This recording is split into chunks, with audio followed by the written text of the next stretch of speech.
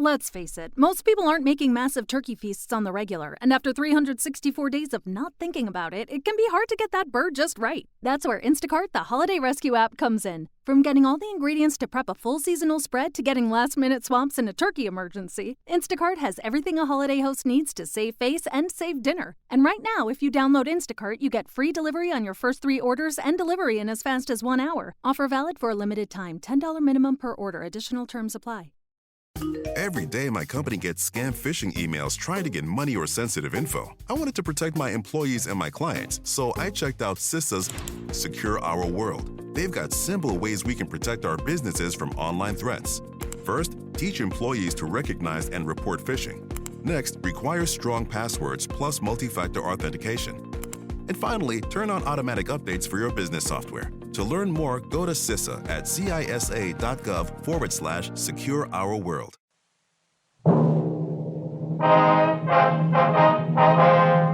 Sound off for Chesterfield. Chesterfield, only cigarette in America to give you premium quality in both regular and king size, brings you Dragnet.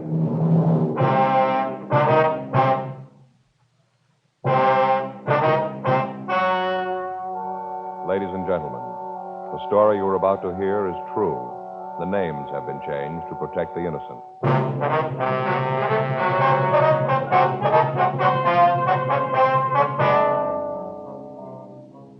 You're a detective sergeant.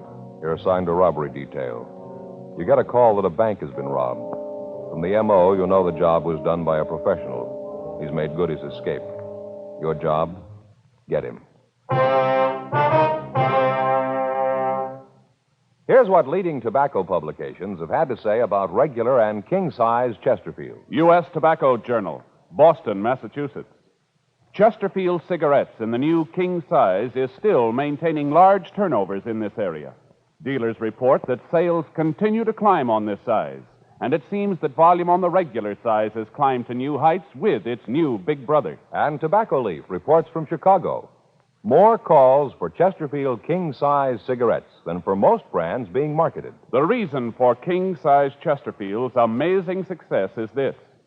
All king-size cigarettes give you quantity, but only Chesterfield king-size gives you quantity plus quality, premium quality. That means Chesterfield king-size contains tobaccos of better quality and higher price than any other king-size cigarette. The same fine tobacco as in regular Chesterfield. Enough more of this tobacco to give you more than a fifth longer smoke. So remember, Chesterfield is the only cigarette to give you premium quality in both regular and king size. Buy 'em either way you like 'em. Chesterfield gives you the best possible smoke. Much milder.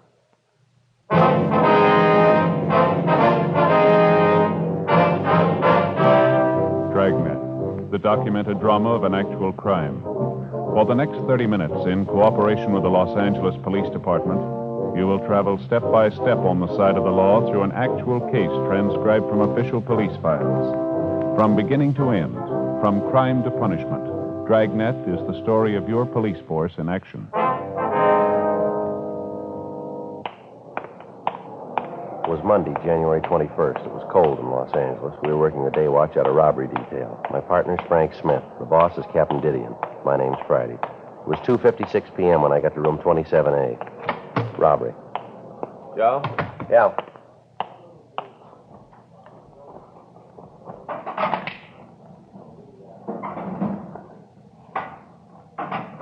Sure cold out. Yeah, the paper says you'd warm up a little before the end of the week. Well, I hope so. How'd your weekend go? Don't bring it up. What happened? At my house, there's only one thing that could happen. What do you mean? My brother-in-law, Armand. All the time, he just sits around the house, sits there and reads those detective magazines. Doesn't he work? If he's ever held a job, he's kept it a secret. Just moves around between the relatives. This year, it's Faye's turn. He just sits around all day, huh? Yeah.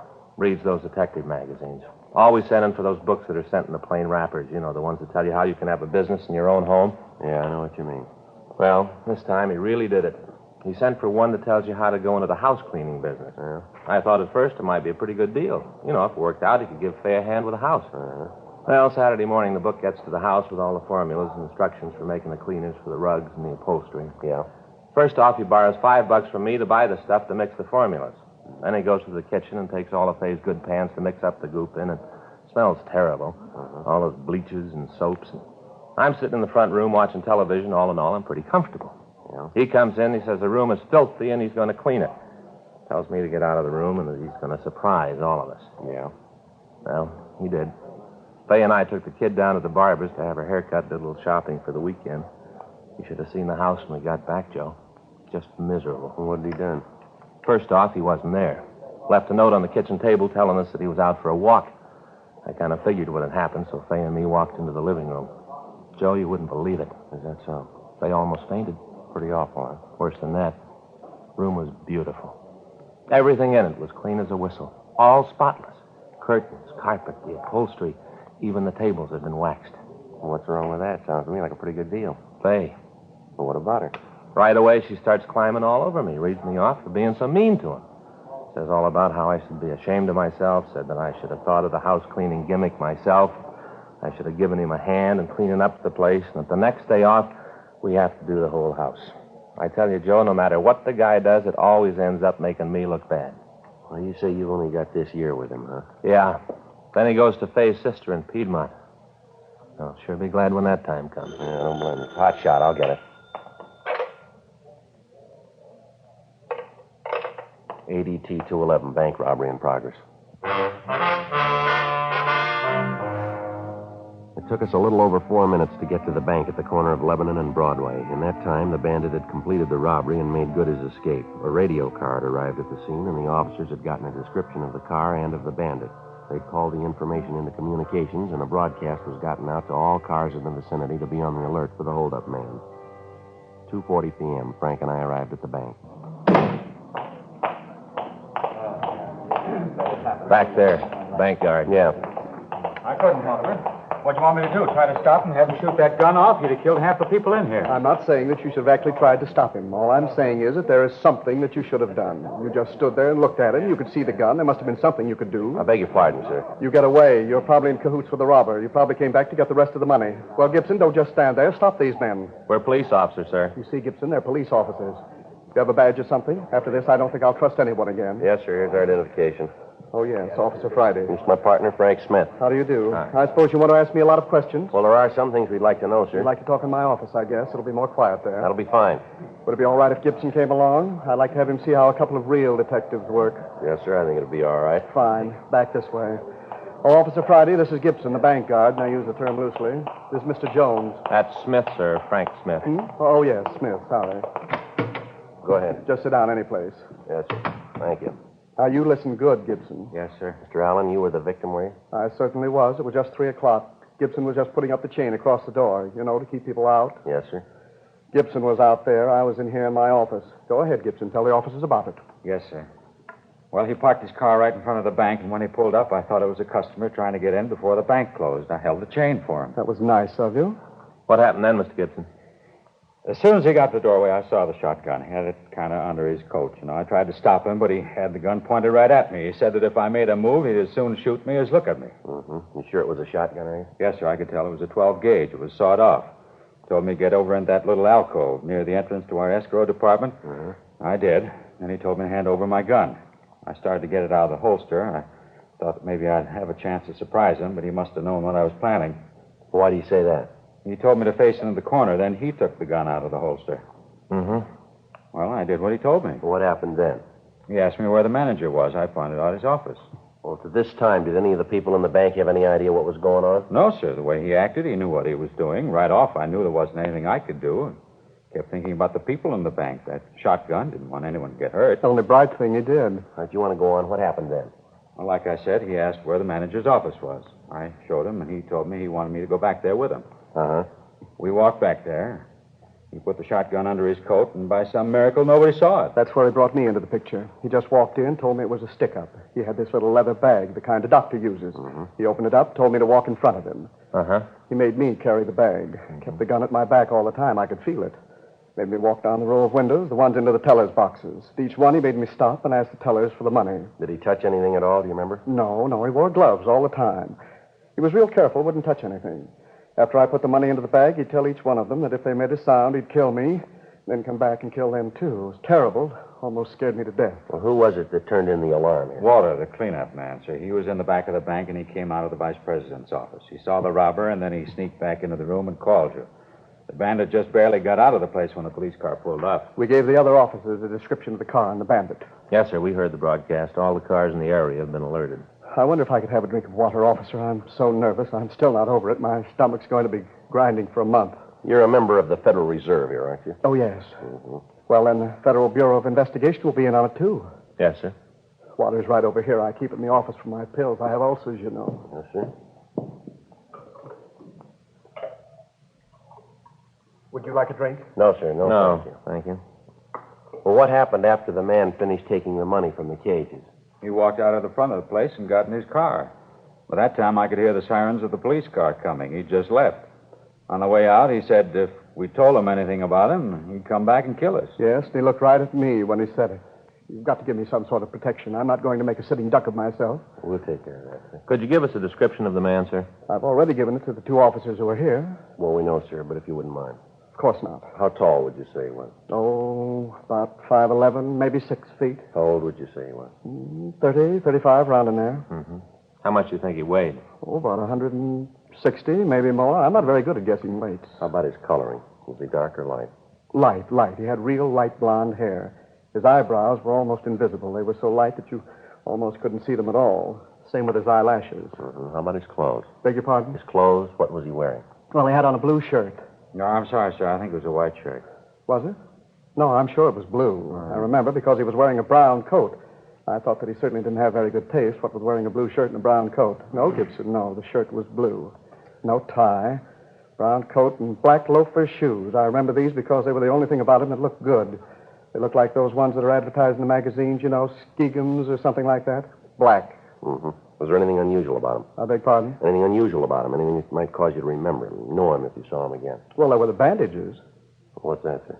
When he came in, he had bandages on his face, one over his right eyebrow, another on his chin, right here, sort of on the throat. You mean regular bandages? No, sir. They were those adhesive kind, you know, with the gauze and tape all together. Oh, yeah. And you say he had one over the right eyebrow and one on his chin? Yes, sir. I still think it was a white shirt. I said it was blue.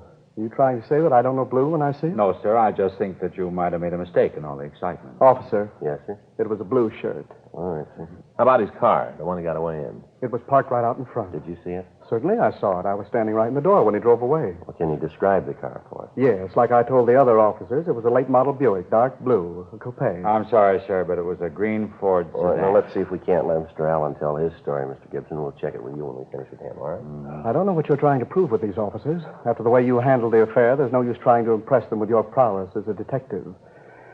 It was a dark blue Buick coupe. Now, anything unusual about the car that you could see? Any dented fenders, stickers, windshield emblems, anything like that, would you remember? No, I didn't notice anything special. No, sir. It looked pretty new as far as I could tell. All right, fine. Well, you two gentlemen have helped us a lot here. There are some questions we'd like to ask the other people in the bank. Oh, yes, that's what the other officers said. I told them all to stay. You like to talk to them now? Yes, sir. Fine, I'll send them in here to you. No, we can talk to them out there, sir. It'll be all right. Oh, fine. Gibson, maybe you can help them. Officer, Yes, Gibson. I didn't want to tell you while we were in there. He'd probably make some remark. I didn't even tell the other officers. It's about the license number of the bandit's car. Did you get it? Well, not all of it, sir. Just the first three numbers.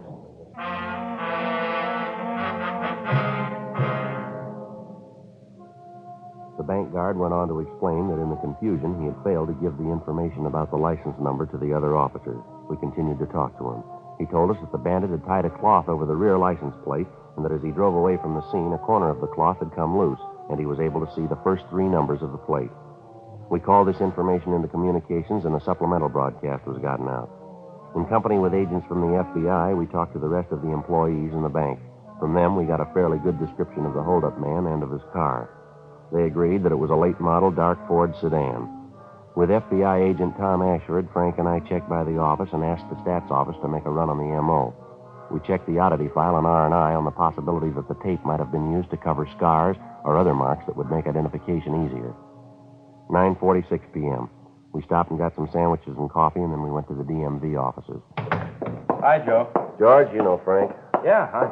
How's it going, George? This is Tom Ashford, agent from the FBI. He's working with us on this thing. Oh, hi. Glad to know you. Yeah, same here. Where do we find the files here, George? Oh, what's the number again? 1U5. That's all we have. Not much. Oh, you'll find the files for that number in these drawers here. You know what kind of car it is? Yeah, Ford sedan, late model. We're not sure what year. Uh-huh. Well, go to it. I don't envy you. Yeah, 9,999 possible. Mm-hmm. Well, that's it for the night. I think I'll shove off.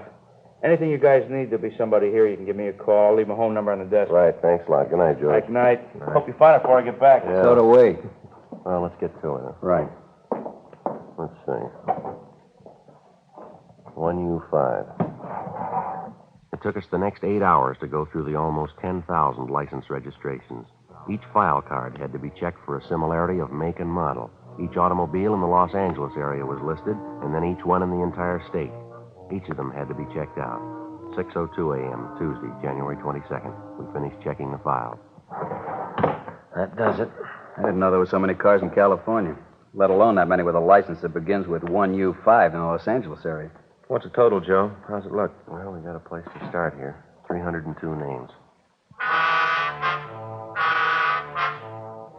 6:30 a.m., we checked back into the office, and then we went home to get a couple of hours' sleep. At 8:30 a.m., Frank, Tom, and I met in the robbery office. Captain Didion had assigned 4 other teams of men to work with us. The FBI had also assigned additional agents. The list of possibles was divided up, and we began to check them out. We spent 3 days on it. In each instance, we didn't talk to the person involved directly, but to their neighbors. We didn't explain what it was that we were after, merely that we were conducting an investigation. We ran into the usual false leads, the usual petty jealousies, and the neighborhood feuds. It all served to slow us down and make the job more difficult. There'd been no replies to the local or the APB that we'd gotten out on the car or the bandits. The staff's office had come up with 2 possibles on the M.O. These were both checked out, but led us nowhere. We went back to checking out the license plate numbers. January 28th. The names on our list were down to 7. The next one was a Mr. Ivan Q. Field. We rang the bell to the house next door and waited. Yes? Sorry to bother you, ma'am. Police officers wonder if we could talk to you. Police? Well, what's it about? I haven't done anything. No, ma'am. We'd just like to ask you a couple of questions about your next-door neighbor, Mr. Field. If I should have known. I thought a couple of times about calling you about him myself. Miserable man. I wonder if we could come in, ma'am. Might be better than talking on the porch. You just bet you can. Come right in. I'll tell you what you want to know. Thank you very much. What do you want him for? What's he done? Well, we're just conducting an investigation, ma'am. A few things we'd like to know about Mr. Field. Uh-huh. Well, you don't have to play cozy with me. I know what kind of people they are. Can't understand it either. Ma'am? I said I couldn't understand it. His brother's so nice, a real gentleman. Seems hard to believe that they'd even be related, let alone be brothers. Nothing but trouble since he and his wife moved in. You mean it's not their house? Oh, of course not. Don't think either one of them could afford the rent on a one-room apartment, let alone a house. Would you know if they have a car? No, not them. Like I said, I don't think he's ever worked. Just lives off his brother. His brother has a car. It's real nice. What kind of a car is it, ma'am? Do you know? Yes, it's a Ford. Do you know what model? Model? Yes, ma'am. Is it a coupe or a sedan? Oh, sedan. Real nice. Sort of a dark green. Only I guess it really isn't dark. Then it isn't light, really. Just green. Pretty, though. Yes, ma'am. Do you know if Mr. Field is in right now? Yes, I think so. I saw him out in the backyard a couple of hours ago, him and his wife. She was prancing around in one of them skimpy little sunsuits. Terrible. No decency at all. I tell you, officer, neither one of them's any good. Do you know what Mr. Field does for a living? Oh, you mean does he work? Yes, ma'am. Oh, no. At least I've never seen any indication that he does. All he does is just sit around the yard and throw rocks at my cats. It's terrible. That's what I was going to call you about. Isn't there a law or something about throwing things at poor, dumb animals? Yes, ma'am. Of course, cats aren't really dumb. Lots of times I think they're a lot smarter than some people I know. I wonder if you could describe Ivan Field for us, ma'am. Oh, sure. He's kind of a little man, not very big. About how tall, ma'am? Oh, maybe 5'7". How about his coloring? You mean his hair? Yes, ma'am. Dark, very dark. It lets us out. It looks that way. Well, thank you very much, ma'am. Sorry to cause you all this trouble. Oh, no trouble at all. Are you going to arrest him now? No, ma'am. Well, why not? What about the rocks and my cats? Well, I think the SPCA are the people you want to talk to on that. Well, all right. But I tell you right now, Mr. Field isn't going to like it. He likes my cats. He isn't going to like the idea at all when he hears about it.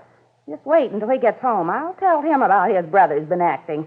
Oh, just a minute, ma'am. Yes? You mean that the man living next door isn't Ivan Field? No, I didn't say it was. It's his brother, Harry. Brother? What's the matter with you, young man? Don't you hear well? Everything I say, you ask me to repeat. Well, I don't mean to, ma'am. It's just that I want to be sure of what you say. What's going on here? First you ask me a lot of questions about Mr. Field, and then I tell you that he isn't home. He and his wife went back east for the holidays. They haven't come back yet. While he was gone, he said that his brother could use the house. I thought at first it would be nice. Then I found out. Harry is nothing like his brother, nothing at all. I wonder if you could describe him for us. My, you want to know about everybody, don't you? Well, we'd just like a description of Harry Field, ma'am, that's all. Well, he's taller than Ivan. Harry must be close to 6 feet. Doesn't look anything like Ivan in any other way. Ivan's dark and Harry's light. His hair almost doesn't have any color. He's real blonde. How long ago did they move in? Well, now, let me see. Elizabeth, that's my Persian cat. Mm-hmm. Well, Elizabeth had her last litter in December. December the 12th. Harry and his wife moved in the next morning. I remember that because I was up most of the night with Elizabeth. She didn't need me. Awfully independent. But it was the morning that they moved in. Oh, I remember it well. Elizabeth had 6 little kittens. It was December the 13th when Harry moved in. And they've been using Ivan Field's car? Oh, my, yes. Hardly a day goes by but what they don't drive it somewhere. I wonder if we could use your phone, ma'am. Oh, sure. It's on the table there in the hall. Thanks. I'll check the name through R&I, Joe. Okay. Would you happen to know if this Harry Field has any marks or scars on him? Well, now, let me see. I think so. Seems to me that I saw him and his wife out in the backyard one day. He was wearing swimming trunks, and she was in one of those sun suits I told you about. It's graceful. Yes, ma'am. Well, it seems to me that he had a scar on his leg. Yes, just above the knee. I think it was the right leg. No, what I meant, ma'am, was does he have any marks on his face, on his forehead, or on his chin? No marks. Oh. Oh, wait a minute. The other day I noticed he had a cut over his right eyebrow. Looked like he'd been in a fight. Probably a drunken brawl. Joe? Yeah, anything? Talked to Cunningham. He checked the name. Looks like it might be the same one. What's that? They paroled a Harry Q. Field from San Quentin. Description checks out. When'd they parole him? December 10th last year. Did a term for robbery.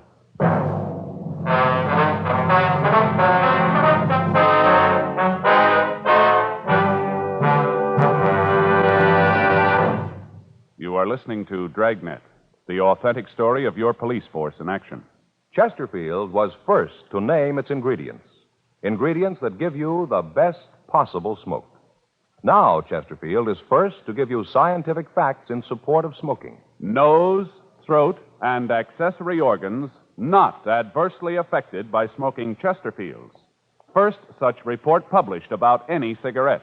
A responsible consulting organization reports a study by a competent medical specialist and staff on the effects of smoking Chesterfields. For 6 months, a group of men and women smoked only Chesterfield, 10 to 40 a day, their normal amount. 45% of the group have smoked Chesterfields from 1 to 30 years, for an average of 10 years each. At the beginning and end of the 6 months, each smoker was given a thorough examination, including x-rays, and covering the sinuses, nose, ears, and throat. After these examinations, the medical specialist stated, It is my opinion that the ears, nose, throat, and accessory organs of all participating subjects examined by me were not adversely affected in the 6 months period by smoking the cigarettes provided. Remember this report and buy Chesterfields either way you like them, regular or king size. Premium quality Chesterfields, and much milder.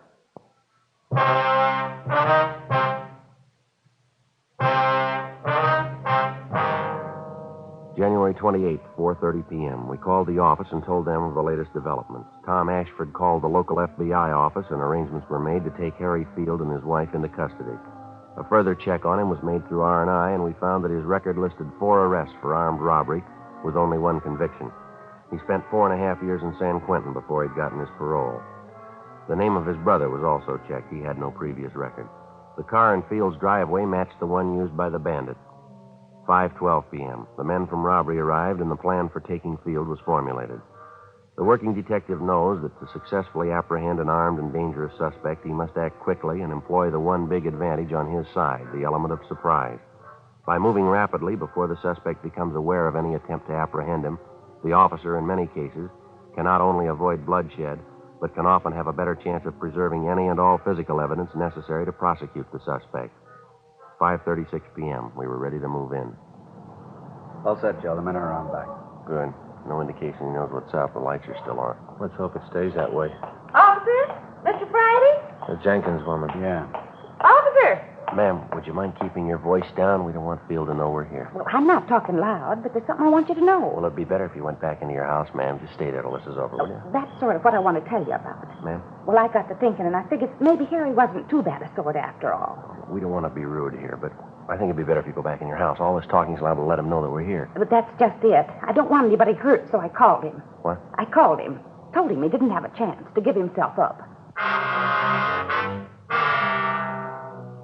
Unknowingly, Mrs. Jenkins had made it impossible to take the suspect without violence. By warning him, she had put him on the alert. We had no alternative now but to apprehend him as best we could.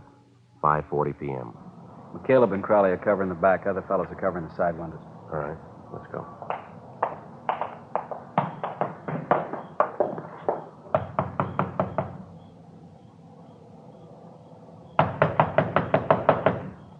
What do you want? Open up. Come on, Field. We want to talk to you. Yeah, I'll be there in a minute. Take it easy. Open up, Field. Police officers. All right, I'll be there in a minute. Let's go. He's stalling. All right. It's locked. Come on, let's hit it. All right. All right, stand Hey, still, what are you mister. doing? The fireplace, Joe. I'll get it. Guys, I'm parole. You cops won't leave him alone. I'm straight. Bag's full of money, Joe. Partially burned. My money, I could do what I want with it. You bet you can. Hands behind you. Come on. I'll shake him down. All right.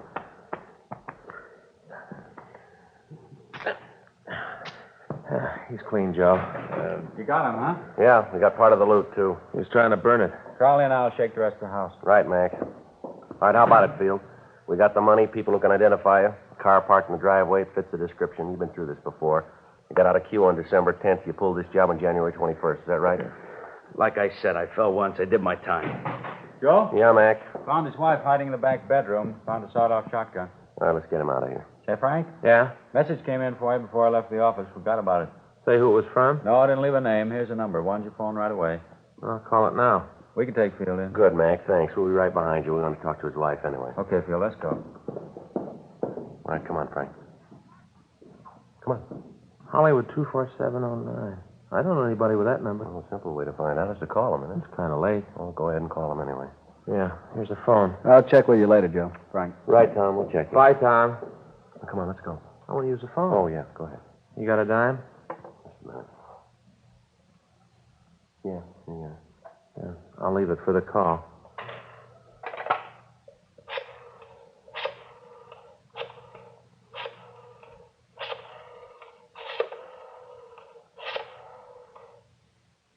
Huh. Wonder who it is. Hello. What place is this? Oh. Well, this is Frank Smith. Were you looking for me? Yeah. Yeah, he does. Oh. Yeah, that's the right address. Yeah. I should have known. Well, what's that? Call from the Murphy House Cleaning Company. What do they want? My brother-in-law. Called him in to clean up our house. Yeah, what about it? Now they want to know where to send the bill.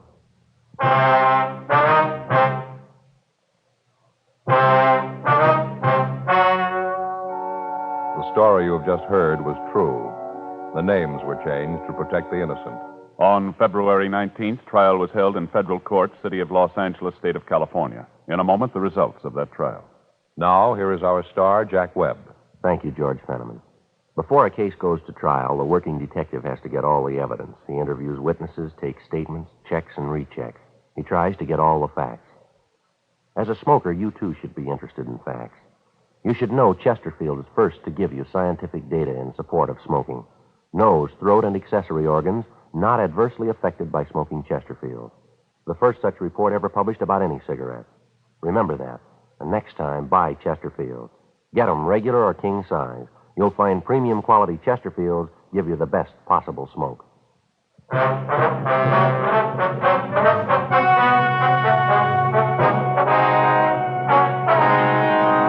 Harry Q. Field was tried and convicted of violation of the federal bank robbery statute. He received a sentence of 20 years in a federal penitentiary, McNeil Island, Washington. The investigation showed his wife, Dora Field, was not implicated in any way in the robbery.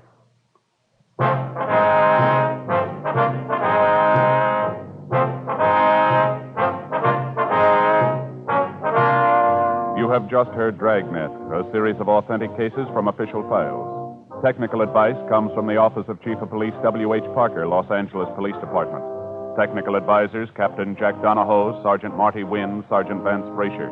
Heard tonight were Ben Alexander, Whit Connor, Jack Crucian.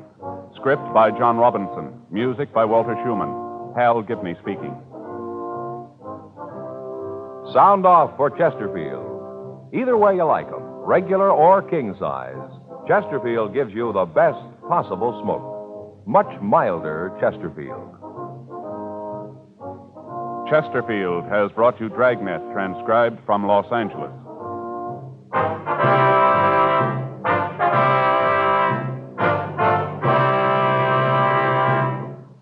Tonight, it's Barry Craig, confidential investigator on NBC.